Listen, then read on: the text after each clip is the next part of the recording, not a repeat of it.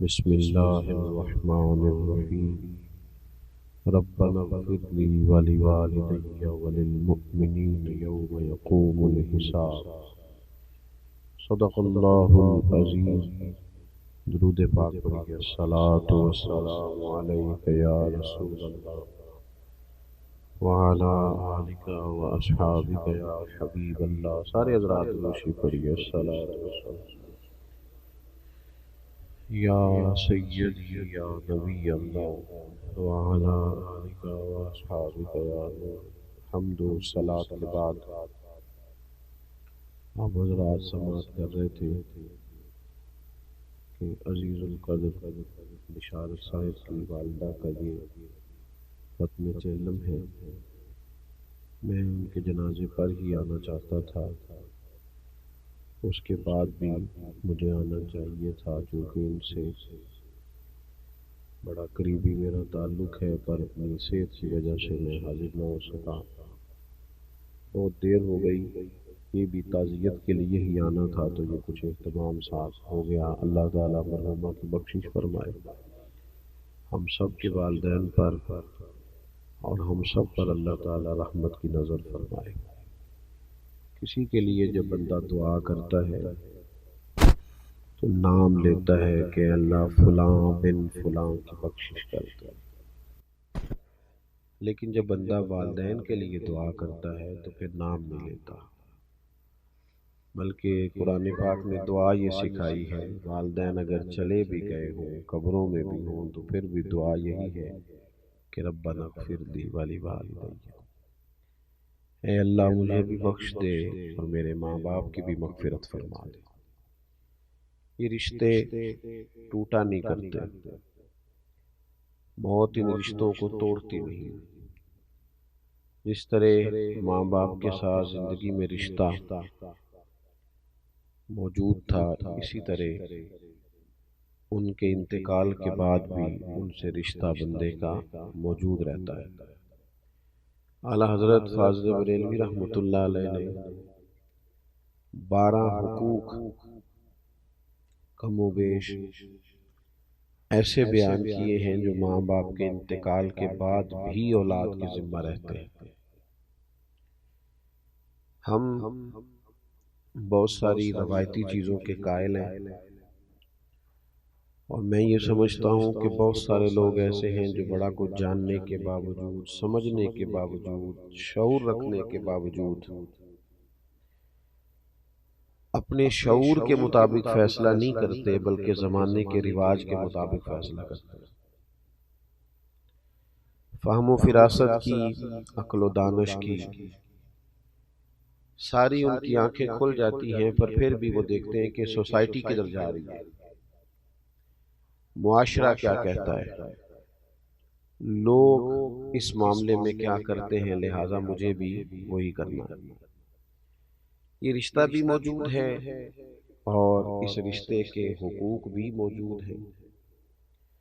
کرنے کا کام یہ ہے کہ اپنے ارد گرد کے ماحول کے مطابق نہیں، اللہ اور اس کے رسول کے بتائے ہوئے طریقے کے مطابق ہم والدین کے بعد ان کے لیے طریقہ کار اختیار کریں۔ اصالِ ثواب ایک مسلمہ چیز ہے۔ اب ہمارے ہاں اصالِ ثواب کے لیے بہت لمبا چوڑا اہتمام ہوتا ہے، تو اصالِ ثواب کی بجائے بہت ساری جگہوں پہ دعوت بن جاتی ہے، اور اب تو گھروں میں جگہ کی دقت کی وجہ سے میرج ہالوں کے اندر اس کو جب سے منتقل کیا گیا ہے تو تب سے تو وہ ایک باقاعدہ نظریہ ہی ایک اور طرح کا ہوتا ہے، وہ تو ایک بالکل ماحول ہی اور نظر آتا ہے۔ اصالِ ثواب کا مطلب یہ ہے کہ آپ کوئی بھی خیر کا کام کریں جس پر ثواب کی امید کامل ہو اللہ کی بارگاہ سے، پھر وہ ثواب آپ اپنے والدین کے لیے یا کسی بھی جانے والے کے لیے وقف کر دیں، اس کو آپ احسال کر دیں۔ اور نبی پاک علیہ الصلوۃ والسلام کی خوبصورت تعلیمات میں اس کے ہمیں طریقے ملتے ہیں۔ حضرت سعد رضی اللہ تعالیٰ عنہ نے عرض کیا یا رسول اللہ صلی اللہ تعالیٰ علیہ وسلم، میری والدہ کا انتقال ہو گیا ہے، وہ ایک غلام آزاد کرنا چاہتی تھی۔ یا آپ نے کبھی پرندوں کو آزاد ہوتے دیکھا ہے؟ کچھ لوگ پرانے زمانے میں پرندے آزاد کراتے تھے پیسے دے کے، کسی نے اگر پرندے پکڑ لیے تو وہ اپنے شوق سے کہ ان کو، اقبال نے پرندے کی فریاد بھی لکھی ہے نا، آتا ہے یاد مجھ کو گزرا ہوا زمانہ، وہ باغ کی بہاریں وہ سب کا چہچہانا، پرندہ کہتا ہے۔ اب اس قید کا الہی دکھڑا کسے سناؤں، یہ ڈر ہے کہ فقط میں اس غم سے مر نہ جاؤں۔ قید ظاہر ہے مشکل کام ہے، پرندے لوگ آزاد کراتے تھے، بلکہ بعض لوگ یہ کہتے تھے کہ اگر کوئی قیدی ہو گیا ہے ناجائز مقدمے میں تو پرندے آزاد کرو، اس کی برکت سے اس پر فضل ہوگا۔ بہرحال پرندہ بھی جب آزاد ہوتا ہے تو وہ محسوس کرتا ہے کہ میرے پر کھل گئے ہیں، میں اب دنیا میں لوٹ آیا ہوں۔ غلام قیدی ہوتا ہے، اور ایک روایت میں یہ بھی فرمایا کہ مقروض بھی قیدی ہوتا ہے، جس پر قرض ہوتا ہے وہ قیدی ہوتا ہے، حدیث پاک میں موجود ہے۔ غلام بڑی تکلیف میں ہوتے تھے، نبی پاک علیہ السلام نے تدریجاً اپنے صحابہ کو یہ توجہ دلائی کہ غلاموں کو آزاد ہونا چاہیے، کفارے کے طور پر بھی کہا کہ جا تو 3 غلام آزاد کر، جا تو اتنے غلام آزاد کر۔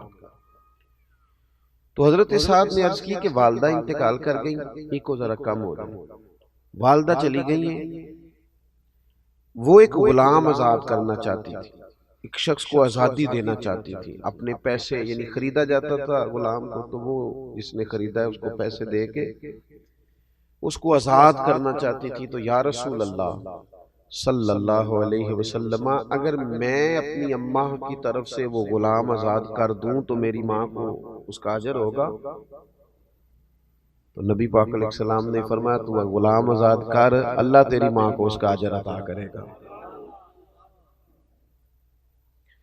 تو میں کہتا ہوں کہ اماں کے سالے ثواب کے لیے، ابا جی کے سالے ثواب کے لیے 10 دیگیں بھی پکائے، جس کا دل کرتا ہے ضرور پکائے، لیکن چلو اگر کسی غریب نے اس کے پیسے دینے ہیں تو پیسے معاف کر دے، اس کا بھی ثواب ہوگا اماں۔ اگر وہ کبھی رستہ کشادہ کر دے گا نا، لوگ آسانی سے گزر جائیں، تو اس کا بھی ثواب ہے۔ اگر وہ کسی جگہ قبرستان کے لیے جگہ لے کے دے دے گا تو اس کا بھی ثواب ہے۔ کوئی بھی ایسا کام جس سے کسی کو فائدہ ہو جائے، اب بار بار صرف لنگر پر ہی سارا زور دینا، چلیں اگر وہ غرباء کے لیے کریں تو بڑا اچھا ہے، لیکن یہاں تو باقاعدہ دعوتیں ہوتی ہیں، لوگ رات کو بیٹھ کے، اور بعض لوگ ایسی بات کرتے ہیں کہ جس کے اندر تو تکلف ہے، تو ٹھیک ہی نہیں۔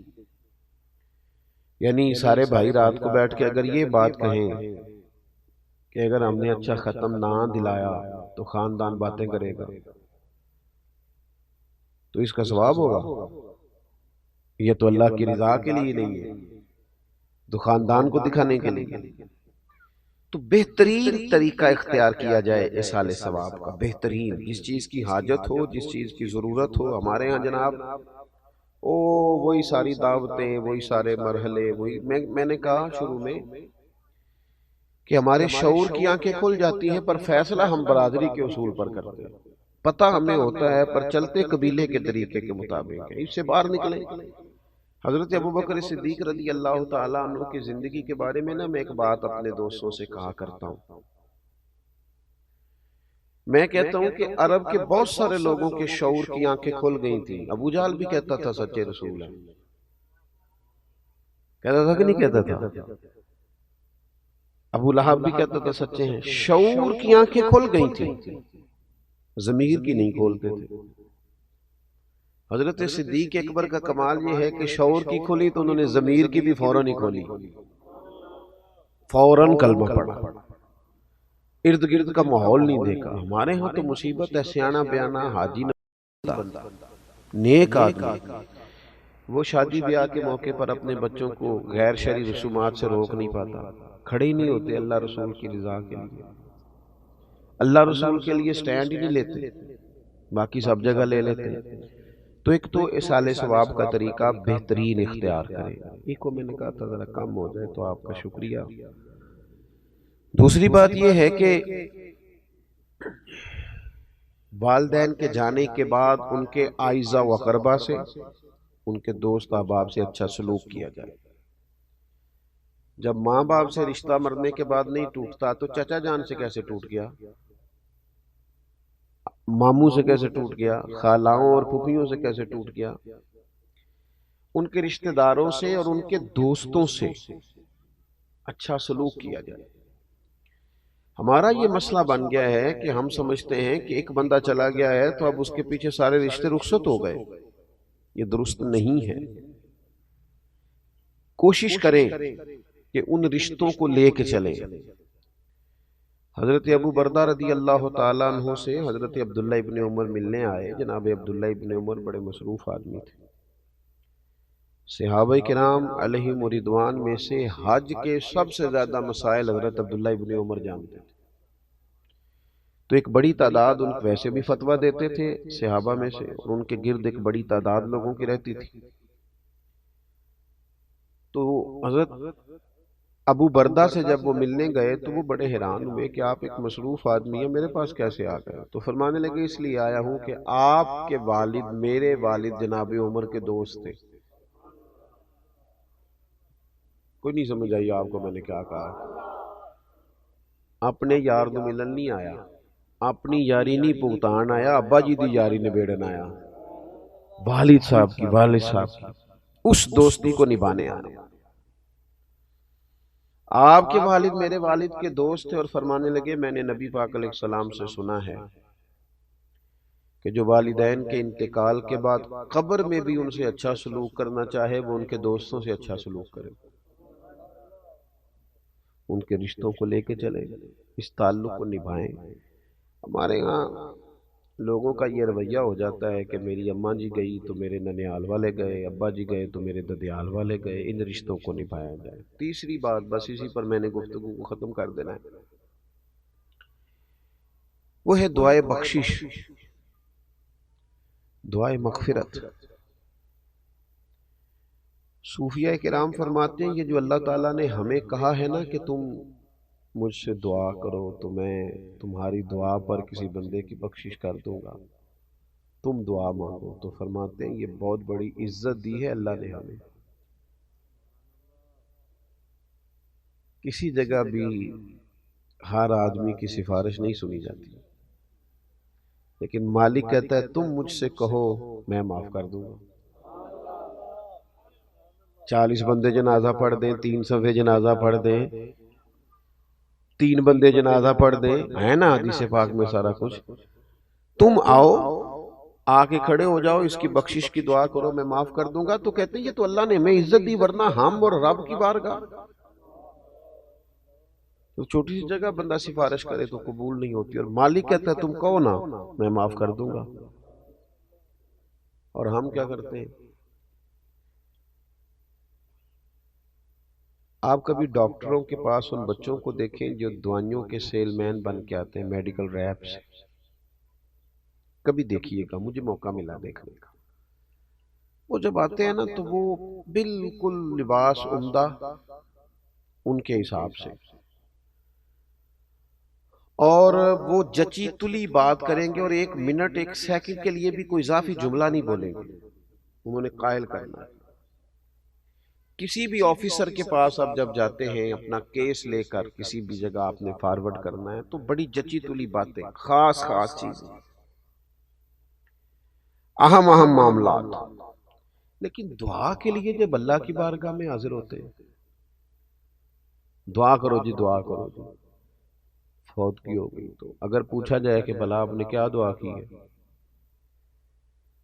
ہاتھ کھڑے کر دیے، پتہ ہے بارگاہ کون سی ہے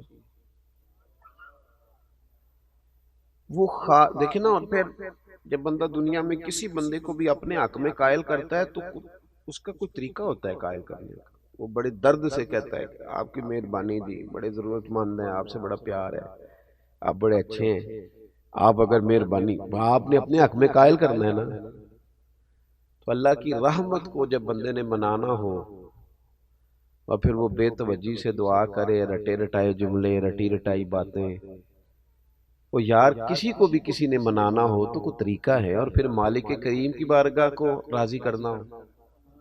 میں نے دیکھا وہ بس ٹھیک ہے، میری طرح کے پیروں مولویوں کے ذمے لگایا، اچھے لوگوں کی بات نہیں کرتا، تو ان کے پاس ایک رٹی رٹائی دعا ہوتی ہے سب کے لیے اکٹھی، اس میں نام ایڈ کیا، نئے بندے کر، چلو جی چھٹی۔ وہ خدا کے بندے دعا مانگ، تھوڑی مانگ لے، 4 سیکنڈ کی مانگ پر درد سے مانگ، تو منا مالک کو، وہ بڑا کریم ہے، بڑی جلدی مان جاتا ہے۔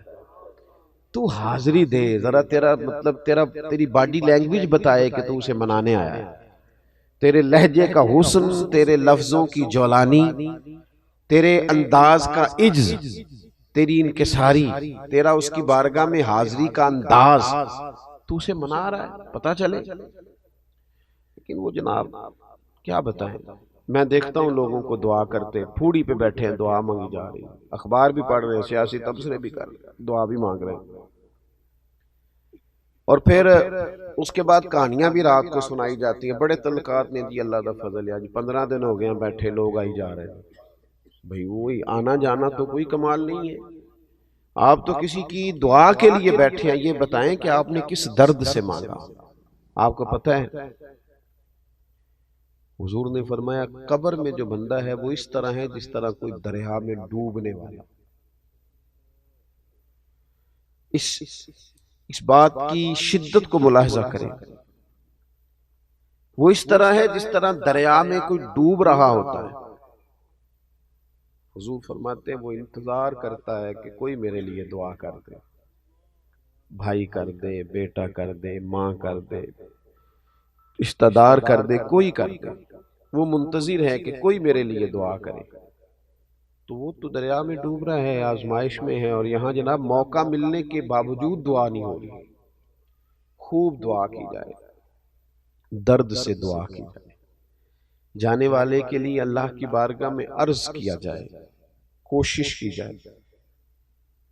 اللہ بڑا مہربان ہے، جب بندے دعا کرتے ہیں تو وہ رحمت فرماتا ہے، اور دعا کی جائے تو وہ ایک بزرگ تھے تو وہ کہا کرتے تھے مجھے دعا مانگنے کا طریقہ میری بیوی نے سکھایا۔ کس نے؟ پریشان ہو گئے آپ سارے، مشکل بات کر دی میں نے۔ اللہ تعالیٰ آپ کو جزائے خیر دے، خیر جہاں سے بھی ملے سیکھنی چاہیے، اللہ آپ کو سلامت رکھے۔ تو بیوی کے بارے میں تو ویسے ہی کہتے رہتے ہیں بہت سارے لوگ کہ تینوں سکھاندی ہے، تو بھئی یہ تو مطلب ویسے ہی ایک بات بڑی پڑھی لکھی ہے اور بڑی ضرب المثل ہے، تو آپ پریشان کیوں ہو گئے؟ واللہ والے تھے تو انہوں نے اس کا اقرار کیا کھول کے، کہنے لگے مجھے دعا مانگنے کا طریقہ میری بیوی نے سکھایا۔ جناب کیسے؟ رب کا بندہ نا اس کی لو لگی ہوتی ہے، کوئی بھی بات کر رہا ہو تو اس کی کیفیت کہیں اور ہوتی ہے۔ فرمانے لگے کوئی ضرورت تھی گھر میں تو میری اہلیہ نے، میری زوجہ نے مجھے کہا کہ کچھ پیسے چاہیے، گھر کا فلاں کام کرانا ہے۔ میں نے اسے کہا کہ ابھی میرے پاس نہیں ہے، کچھ دنوں میں پیسے آنے ہیں، آ جاتے ہیں تو تمہیں دے دیتا ہوں۔ 2-4 دنوں کے بعد خاتون خانہ نے پھر کہا کہ وہ آپ سے گزارش کی تھی، کچھ پیسے چاہیے تھے، گھر کا فلاں فلاں کام، تو میں نے کہا بھی نہیں ہے میرے پاس۔ اب کہ اس نے وقفہ کم کر دیا اور اگلے ہی دن پھر پوچھ لیا کہ جناب وہ گزارش کی تھی پیسے، خواتین بار بار یاد بھی کراتی ہیں، کہتے مجھے غصہ آیا تو میں نے جھڑک ڈالا، میں نے کہا تو کیا مجھے ہر وقت پریشان کر دی، کہا ہے نا جب ہوں گے تو دے دوں گا، ڈانٹا میں نے۔ کہتے میں نے ڈانٹا تو وہ سلیقہ مند خاتون میری ڈانٹ سہتی رہی، پھر چپ کر گئی، اور اس نے ایک بات کہی تو مجھے رب سے مانگنے کا طریقہ آ گیا۔ وہ کہنے لگی تھوڑی دیر چپ رہنے کے بعد آپ ہی میرے شوہر ہیں، آپ سے نہ کہوں تو پھر میں کس سے جا کے کہوں۔ کہتے ہیں اس نے بات کہی، وہ چپ کر گئی تو میں رو پڑا۔ مجھے کہنے لگی کیا ہوا؟ میں نے کہا مجھے بھی سمجھ آ گئی ہے، جب میں کہوں گا نا تو ہی میرا رب ہے، تو میں نہ تجھ سے نہ کہوں تو مجھے بتا میں کس سے کہوں، میں کمزور پڑ گیا ہوں، کچھ چیزیں مجھ سے نہیں ڈیل ہو رہی، کچھ معاملات میں مالک میں چاہتے ہوئے بھی کامیاب نہیں ہو پا رہا، نیک نیتی بھی ہے، ارادوں کا وضو بھی ہے، اللہ میں تجھ سے نہ کہوں تو پھر میں کس سے کہوں، اجیب دعوت الداعی اذا دعان، وہ تو فرماتا ہے تو جب بھی دعا کرے گا میں تیری دعا قبول کر لوں گا۔ تو دعا کا رشتہ تھوڑا مضبوط کرے، اپنے جانے والوں کے لیے بالخصوص دعا کرے، وہ بھی ہم کسی سے کراتے ہیں، قرآن شریف بھی کسی سے پڑھوا لیتے ہیں، فلانا کام بھی کسی سے کرا، ہم نے کیا کیا اپنے ماں باپ کے لیے، ہم نے کیا کیا، وہ اتنے سپارے فلانا دے دے، اتنے دے لیں، ٹھیک ہے، درست ہے، ناجائز نہیں، پر یہ کہ میں نے کیا کیا اپنے ماں باپ کے لیے، تو سارا کوئی دوسروں نے پڑھ کے دیا، وہ جو ساری زندگی انہوں نے میرے نام کر دی، جوانی میں بھی کپڑے سادے پہنے، اور جنہوں نے تھوڑا کھانا کھایا اور اولاد کو پالا تو ہم نے کیا دیا ان کو، تو اگر دعا بھی مضبوط نہیں ہو سکتی تو پھر پیچھے بچا کیا۔ تو یہ تین باتیں میں نے آپ کی خدمت میں عرض کی ہیں، امید ہے کہ آپ اس پر توجہ فرمائیں گے۔ ایک تو یہ کہ سال ثواب کا اچھا اور عمدہ طریقہ اختیار کریں، اچھا اور عمدہ۔ چند دن پہلے میرے پاس ایک صاحب آئے تھے، انہوں نے کہا 5 بھائی ہیں، میں جانتا تھا، تو وہ باہر سے آئے تھے اپنے والد کے انتقال پر، تو جب میں نے ان کا انداز دیکھا تو میں نے ان سے کہا کہ کہنے لگے میں کچھ کرنا چاہتا ہوں اس سال ثواب، تو میں نے کہا آپ کے تو 2 بھائی بڑے کمزور ہیں، بہت غریب ہیں، زیادہ ہی سگے بھائی، کہنے لگے ایسے ہی ہے، میں نے کہا آپ نا ان کے ساتھ ہی نیکی کر دیں، اللہ بھی خوش ہو جائے گا، ماں باپ بھی خوش ہو جائیں گے۔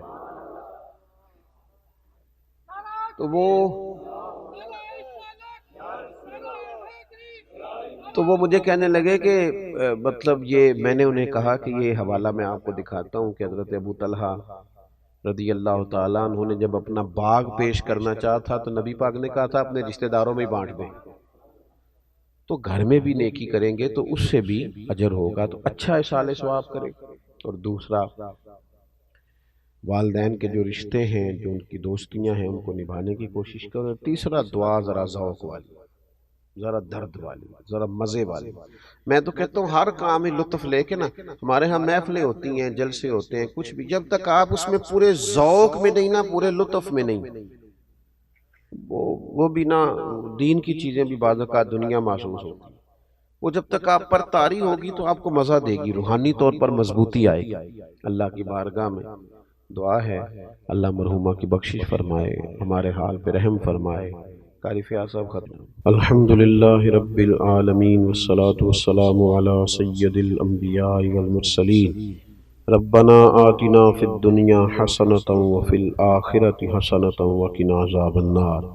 مالک کریم، جو کلمات خیر سال ثواب کی نیت سے پڑھے گئے ہیں اپنی بارگاہ رحمت میں قبول فرما، اس تمام کا اجر و ثواب نبی اکرم نور مجسم شفیع معظم صلی اللہ تعالی علیہ وسلم کی بارگاہ عالی مرتبت میں ہدیتاً تحفتاً نذرانتاً پیش کرتے ہیں، اپنے فضل و کرم سے قبول فرما۔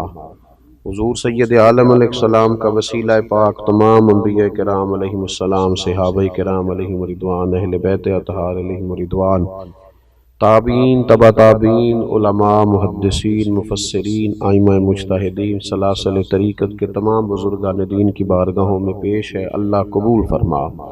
ہم جتنے یہاں حاضر ہوئے ہیں، ہمارے خیش و اقارب، چھوٹے بڑے بوڑھے، جو لوگ دنیا سے چلے گئے، مالک سب کی بخشش و مغفرت فرما۔ ہمارے بھائی بشارت صاحب کی والدہ مرحومہ تیری بندی تیری بارگاہ میں پہنچ گئی، اللہ ان کے ساتھ رحمت والا سلوک فرما، فضل والا سلوک فرما، درگزر والا فیصلہ فرما۔ اس تمام کا ثواب ان کی روح کو پیش کرتے ہیں، مالک اپنے فضل سے قبول فرما، ان کی آخرت کی منازل کو آسان فرما، انسان ہونے کے ناطے جہاں جہاں بھول گئیں اپنے فضل سے انہیں معاف فرما دے، دامے درمے قدمے سخنے چھوٹی بڑی جتنی نیکی انہوں نے زندگی میں کی ہے وہ ساری نیکیاں قبول فرما لے، ان کی چھوٹی نیکیاں بڑی کر کے ان کے لیے ذخیرہ آخرت بنا دے، اے اللہ ان کی اولاد کو، ان کے پسماندگان کو صبر جمیل بھی عطا فرما، اور زیادہ سے زیادہ احصال ثواب اور دعائے مغفرت کی توفیق بھی عطا فرما۔ مرحومہ جب قبر سے نکلیں تو نامہ اعمال سیدھے ہاتھ میں عطا فرمانا، اپنے نیک اور پاکیزہ بندوں کی جماعت میں انہیں شامل فرمانا، نبی کریم علیہ السلام کی شفاعت انہیں عطا کرنا، حضور علیہ السلام کے جھنڈے کے نیچے جگہ نصیب فرمانا۔ جتنے بھی کلمات خیر اب مزید اصال ثواب بتایا گیا ہے، مالک وہ بھی درجہ بدرجہ پیش کرتے ہیں، قبول فرما لے، مرحومہ کو اس کا بہترین اجر عطا فرما دے۔ اے اللہ صبح قیامت ان کو اپنے عرش کا سایہ نصیب فرما، حضور علیہ السلام کی شفاعت عطا فرما، دوزخ کی گرمیوں سے محفوظ فرما، جنت کی اعلیٰ نعمتوں کا وارث بنا۔ ہم نے جتنی دعائیں ان کے لیے مانگی ہیں وہ ساری ان کے حق میں قبول فرما، جو ہم نہیں مانگ سکے اور ان کے لیے بہتر ہے تو اپنے فضل سے انہیں عطا فرما۔ امت کی خیر فرما، عالم اسلام کی خیر فرما، پاکستان کی خیر فرما، کائنات کے مالک امت کو غیرت ایمانی اور جذبہ جہاد عطا فرما، شوق شہادت نصیب فرما، ہمارے شعور کو دین کی خوبصورتی نصیب فرما۔ اے اللہ وہ زندگی نصیب فرما جس سے تو راضی ہوتا ہے اور تیرے محبوب علیہ الصلوۃ والسلام راضی ہوتے ہیں، دنیا اور آخرت میں ہماری پردہ پوشی فرما، میرے عزیزوں کو، بھائیوں کو، صاحب خانہ کو برکات عطا فرما، دنیا اور آخرت میں سعادت مندیاں نصیب فرما، رحمتوں کے گہرے اور گھنے سائے نصیب فرما۔ اللہم انا نسألک العفو والعافیۃ فی الدین والدنیا والآخرہ۔ اللہ تعالیٰ ان کی پھپھو جان بیمار ہیں، انہیں شفا عطا فرما دے، صحت اور عافیت نصیب فرما دے، تمام بیماروں کو شفا دے، تمام کی مشکلات آسان فرما دے۔ رب اغفر وارحم وانت خیر الراحمین، وصلی اللہ تعالی علی حبیبہ سیدنا و مولانا محمد۔